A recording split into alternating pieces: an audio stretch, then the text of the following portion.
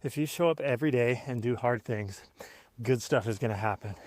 When it comes to software development, what I recommend is putting in time early in the day on a high value task, which you find fun, which is also very engaging and very focused activity where you're not looking at other platforms. You're not looking at your messages, you're not checking your emails. Instead, you've picked one focused activity that is going to move your projects and your work along in a measurable way. And your goal is to kind of get to that next point of measurement where you can say, I had a thing to do today, I started it, I finished it, and now I know what I'm going to do tomorrow during the same time frame. And that way you can keep pushing your big things along. The analogy I heard is filling up a jar with rocks. And what you want to do is start with the big rocks.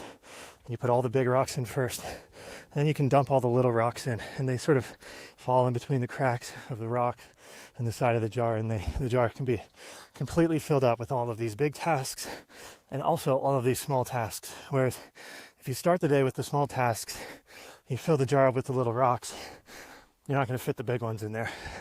I mean, that's just a physics problem. That's a space packing optimization problem. But I think oftentimes in nature, things relate to each other.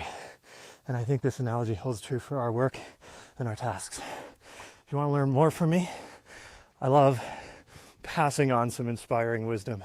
It's one of my favorite things to do. So I have a newsletter. You can subscribe. My brand is Zazen Codes. You can find my newsletter.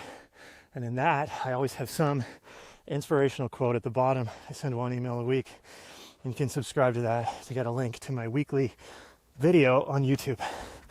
Cheers, guys.